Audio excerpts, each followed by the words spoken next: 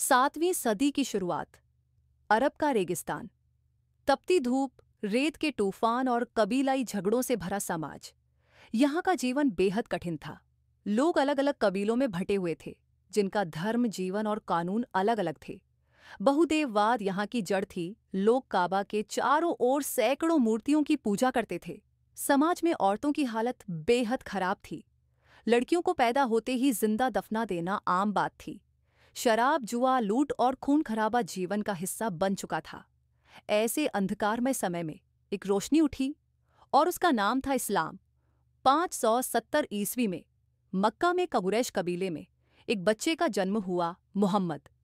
बचपन में ही अनाथ हो जाने के बावजूद उन्होंने अपनी ईमानदारी और सच्चाई से अल अमीन यानी विश्वसनीय का खिताब पाया।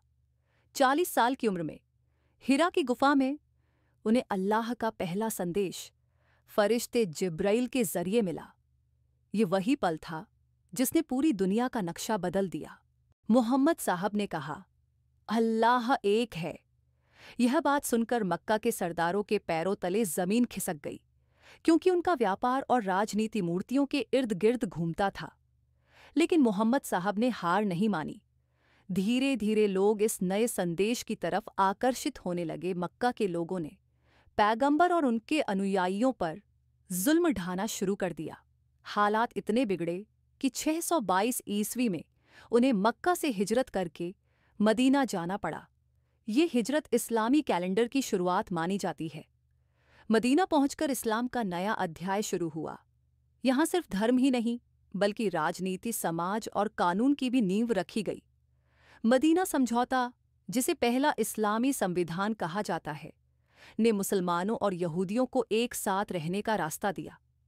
कई सालों की संघर्ष और युद्ध के बाद आखिरकार 630 ईस्वी में पैगंबर मोहम्मद ने मक्का को फतेह किया। लेकिन हैरानी की बात यह थी कि उन्होंने अपने दुश्मनों से बदला नहीं लिया, बल्कि माफ कर दिया। काबा से मूर्तियां हटाकर उसे अल्लाह की इबादत का केंद्र बना दिया गया। ये इस्लाम के इतिहास का सबसे बड़ा मोड़ था। पैगंबर मोहम्मद की 632 ईस्वी में मृत्यु के बाद मुसलमानों के सामने सवाल था, नेतृत्व कौन संभालेगा? तब अब्बू बकर पहले खलीफा बने। यही से खिलाफत का दौर शुरू हुआ। अब्बू बकर के बाद उमर खलीफा बने, जिन्होंने इस्लामी साम्राज्य को अरब से बाहर फैलाया। उस्मान खलीफा के दौर में कुरान को एक किताब के रूप में संकलित किया गया। अली खलीफा बने और उनके दौर में ही इस्लाम दो बड़े हिस्सों में बंट गया, सुन्नी और शिया। इसके बाद इस्लाम सिर्फ एक धर्म नहीं रहा, बल्कि एक वैश्विक सभ्यता बन गया। उमैयद वंश ने दमिश्क से राज किया और स्पेन से लेकर भारत तक इस्लाम का परचम लहराया। फिर अब्बासी वंश आया, जिसने बगदाद को दुनिया का सबसे बड़ा ज्ञान केंद्र बना दिया। यहाँ खगोल शास्त्र, गणित, चिकित्सा और दर्शन में बड़े शोध हुए। यही वह दौर था जिसे इस्लाम का गोल्डन एज कहा जाता है। आगे चलकर सल्जुकिन और फिर ऑटोमन साम्राज्य ने इस्लामी दुनिया को एक विशाल ताकत बना दिया। ऑटोमन खिलाफत 600 साल तक दुनिया की सबसे बड़ी ताकत रही। भारत में मुगलों ने इस्लामी संस्कृति और भारतीय परंपराओं को मिलाकर एक नई तहजीब को जन्म दिया। आज इस्लाम दुनिया का दूसरा सबसे बड़ा धर्म है। 200 से ज्यादा देशों में मुसलमान रहते हैं।